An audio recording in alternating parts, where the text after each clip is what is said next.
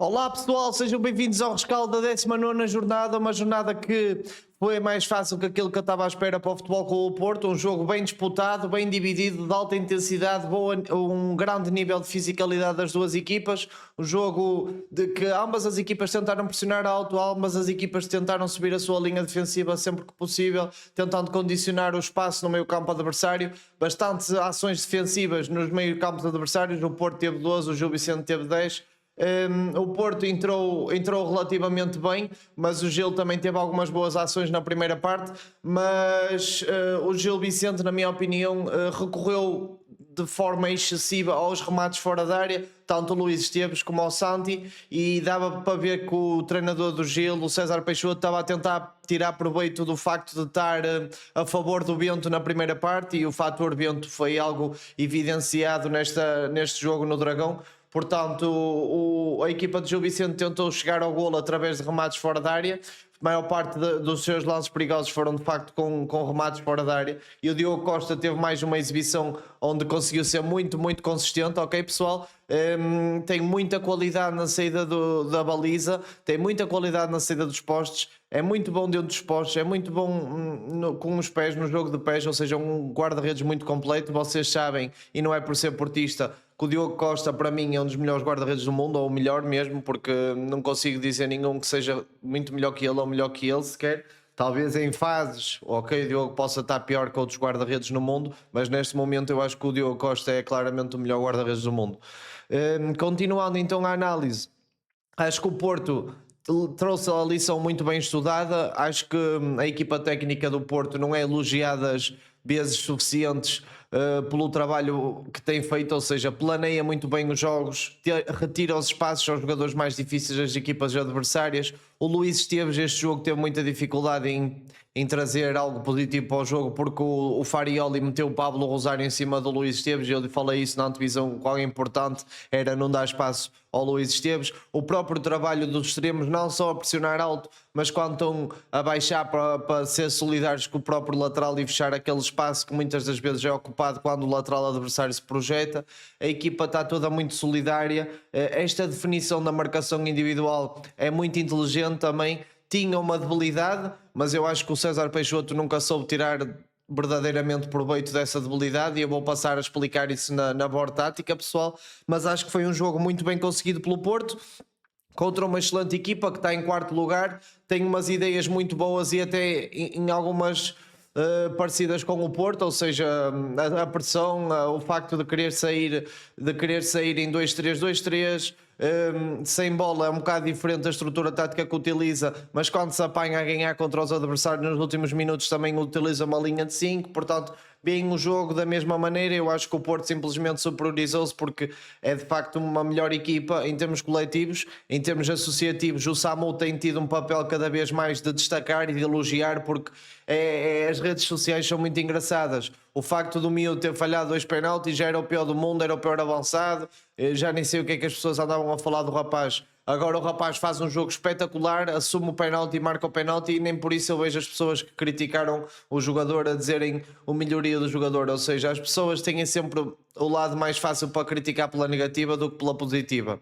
Em relação ao Porto ser a equipa que joga melhor em Portugal, e esta conversa já mete um bocado no eixo, desculpem a expressão, é que eu estava a fazer este vídeo durante o dia, a produzir as análises em vídeo para o pessoal do Patreon. Muito obrigado a todos que estão a subscrever o canal. Tenho muita gente a subscrever, agradeço a todos, e tem sido muito bom a aderência de todos, e vocês sabem que eu ponho conteúdo para lá todos os dias.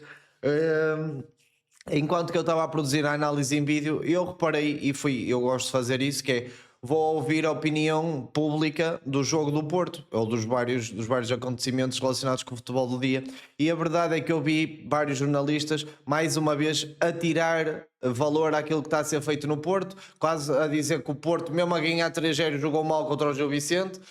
Mesmo os próprios comentadores, por exemplo, da Sport TV, ainda ontem estava a dizer que o Porto estava a mastigar o jogo, que estava com o jogo preso, que não tem ideias. Eu acho é que muitas pessoas, nem muitos comentadores, ainda não interpretaram o modelo de jogo, ainda não perceberam como é que o modelo de jogo funciona.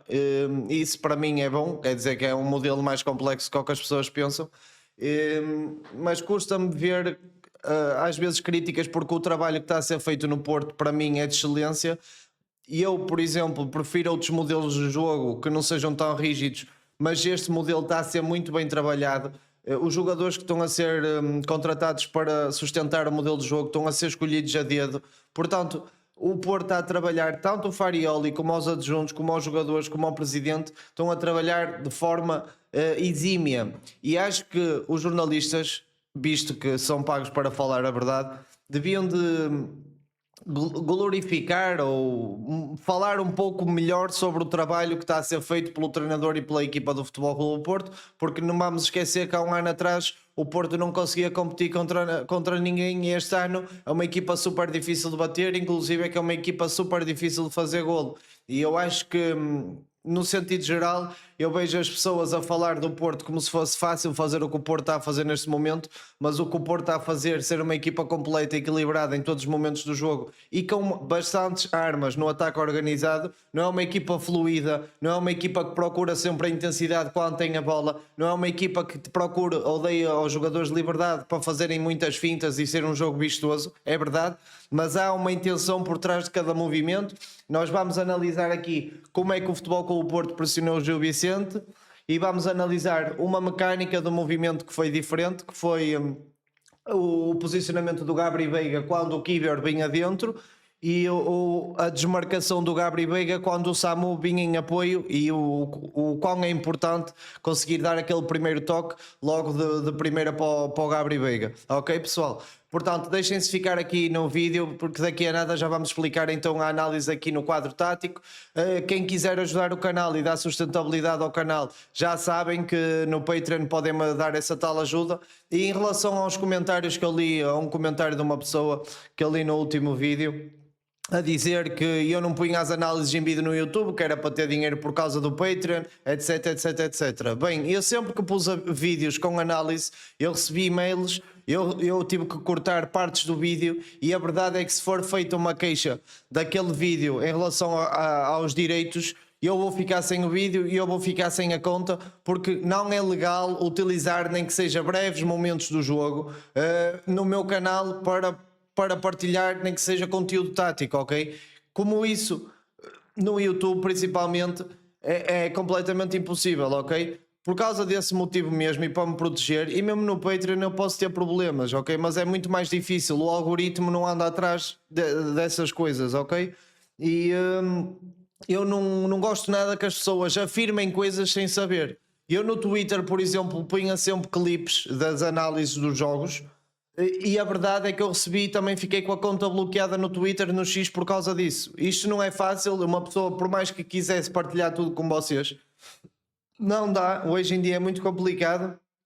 E vamos supor, em relação ao Fofana, que foi onde estava o comentário desse vídeo, o Fofana joga na Liga Francesa e joga na Costa de Marfim, e quando os jogos são das seleções e nas ligas top 5, é muito difícil eu pôr nem que seja um clipe de 5 segundos, porque o algoritmo está demasiado bem feito para conseguires utilizar essas imagens no YouTube. Portanto, escusam de me dizer isso de que eu só estou a fazer o Patreon para ter dinheiro e etc. Quando as pessoas, muitas delas, nem têm noção do trabalho que me dá fazer um vídeo destes, o tempo que eu perco, as horas que eu perco para poder-vos conseguir explicar a minha maneira de ver o jogo e o que é que eu acho que cada treinador fez, ok? É preciso um bocadinho mais de consideração, um bocadinho mais de respeito pelo trabalho do outro. Essa é a primeira coisa. E a segunda coisa é, agora para descontrair mais um bocado, os meus óculos, eu sei que estão tortos, pessoal. Os meus óculos já têm pá, uns 4, 5 anos, e a verdade é que eu adormeço bastantes vezes com eles, e eles já estão muito tortos, ou seja, em vez de estarem normais, estão assim, não é? E eu já há algum tempo que estou para fazer uns óculos novos e ainda não foi desta vez que fui a Portugal. Espero que agora, da próxima vez quando lá for, que consiga fazer de facto uns óculos em condições, até porque eu preciso, não é? Porque a minha imagem tem que estar em condições, e a partir de agora eu vou fazer os vídeos todos sem óculos, ok, pessoal? Vamos passar então aqui à análise tática. O último pormenor é, amanhã já vai chegar o meu micro novo, pessoal, portanto, quando eu for fazer estas explicações, já não vou notar diferença na qualidade do microfone de um para o outro, ok? Vou comprar aqueles micros com clipe para vocês terem uma melhor qualidade ao assistirem aos vídeos, ok? E vocês já sabem que eu vou tentar sempre aumentar a qualidade do conteúdo. Vamos aqui então ver como é que o Porto condicionou a saída do Gil Vicente. Isto é muito importante porque o Porto teve 12 ações defensivas no meio-campo adversário e o jogador que mais me tem vindo a surpreender é sem dúvida o Pablo Rosário.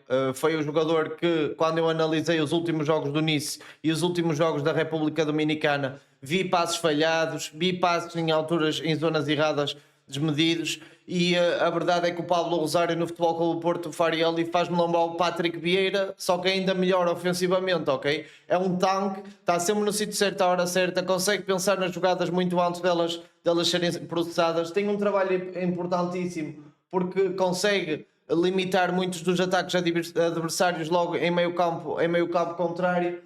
Depois, outra das coisas que eu gosto muito dele é quando ele faz um corte agressivo, consegue logo dar um passe de seguida, sabe logo para onde é que tem que meter a bola, mesmo que se embrulha num duelo, ele sabe que saindo do duelo a bola tem que ir para uma certa direção, o que aconteceu no golo do William, por exemplo. Tirando esta ressalva do Rosário que tem sido espetacular e vai ser um vídeo que eu vou fazer no final da época com um visão de jogo novo dele no Futebol Clube do Porto e vamos comparar o visão de jogo do início dele com o visão de jogo do Futebol Clube do Porto para vermos o porquê de eu ter tido aquela opinião antes dele vir para o Porto e o porquê de eu ter mudado a minha opinião. Portanto, a bola entrada aqui no Batu ou no Elimbi, quem pressionava o central pelo lado esquerdo do Gil Vicente. Quem pressionava o central pelo lado esquerdo do Gil Vicente era o Borja Sainz. Não, peço desculpa, era o PP. Peço desculpa, pessoal. O PP pressionava o central pelo lado esquerdo, o Samu pressionava o central pelo lado direito, ok? O Atu. O lateral direito era pressionado pelo Borja Sainz e o lateral esquerdo era pressionado então pelo Martim Fernandes. O Martim Fernandes projetava-se do lateral direito para pressionar o lateral esquerdo adversário, ok?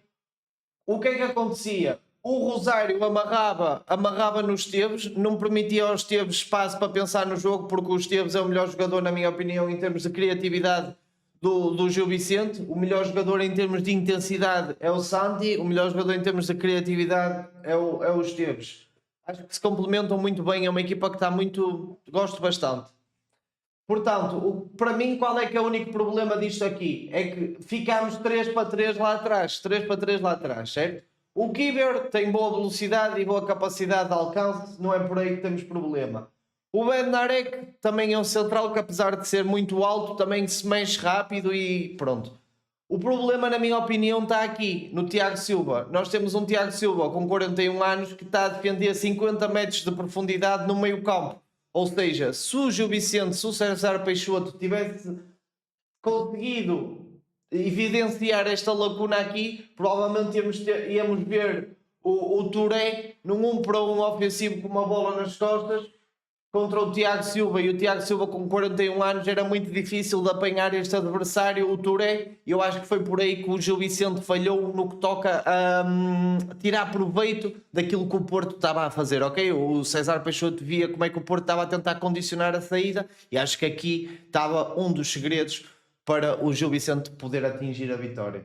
Posto isto, foi assim que o Porto condicionou o Gil Vicente. O Porto, neste tipo de jogo, no condicionamento dos adversários, na pressão alta, na máquina de pressão, é muito difícil de bater, prepara muito bem os jogos, planeia muito bem contra os adversários, percebe quais é que são os pontos fortes de cada individualidade da equipa, tenta espremer ao máximo os seus jogadores para tirar esses pontos fortes dos adversários. Vamos então perceber essa mecânica do Gabri Veiga que eu vos quero explicar e vamos então passar para a análise em vídeo. Portanto, pessoal, uma explicação rapidinha e até quem viu no outro dia ou outro vídeo vai ter uma maior facilidade para compreender estes movimentos. O que acontece aqui é quando o Porto está a mastigar a bola nos centrais, está sempre à procura da melhor definição para a jogada, ou seja, escolher a melhor solução para continuar a jogada, seja entrar no Samu para depois entrar no Gabri Veiga, seja meter um passo de ruptura, não interessa. Os jogadores estão a processar aquilo que o jogo lhes está a dar, ok? E enquanto que o Porto tem a bola, enquanto que o Porto tem o controle da bola, tem o controle do jogo, na minha opinião. Portanto, está tudo certo, está tudo bem. O que aconteceu num dos lances que meteu o Gabri Veiga na cara do golo foi o Gabri Veiga veio em apoio,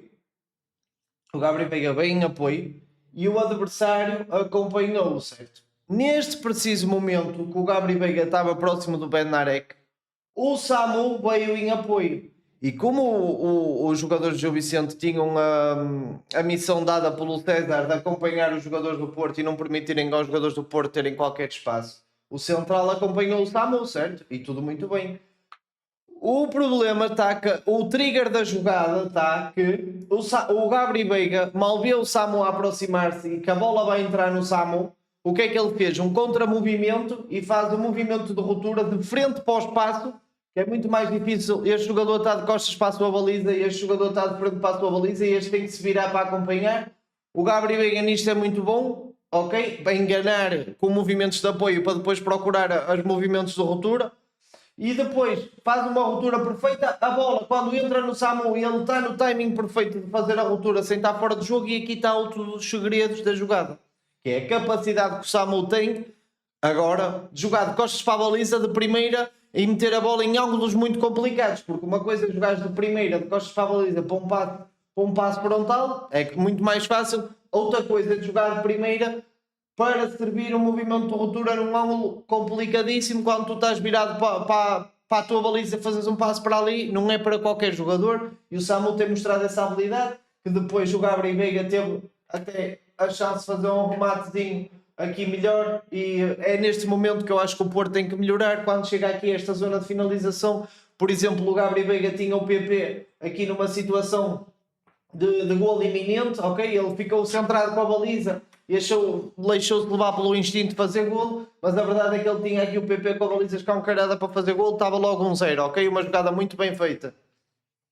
E outra das coisas, para não me sobrecarregar com a borda tática, outra das coisas que eu gostei bastante foi como o lateral aí dentro. Esperem aí, Gabri Veiga, Samu. Quando o lateral vinha dentro, certo? Levava com o Kivior vinha dentro.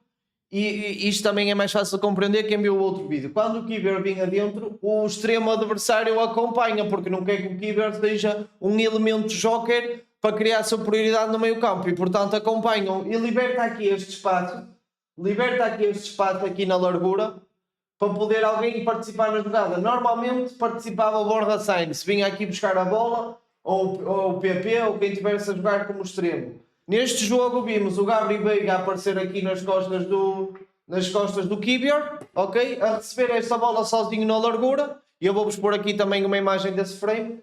E depois a partir daqui consegue logo ligar. A jogada já prosseguiu com muita facilidade e tranquilidade, ok pessoal? Espero que estejam a gostar, não se esqueçam de dar subscribe no canal. Agora a continuação do vídeo em análise já sabem que está no Patreon. Deixem o vosso comentário em relação acerca do jogo, em relação aos jogadores, em relação ao treinador, em relação ao próprio Gil Vicente, aquilo que vocês estão a achar do conteúdo, se estão a gostar, se não estão a gostar. E basicamente é isso pessoal. Amanhã vou tentar trazer um vídeo especial que é, vou falar nos 4 jogadores que estão a ser associados ao Porto e dizer aquele que eu gosto mais. E a partir daí, depois, o jogador que foi selecionado, se alguém vier para o Porto, vou fazer uma análise em vídeo detalhada a esse jogador.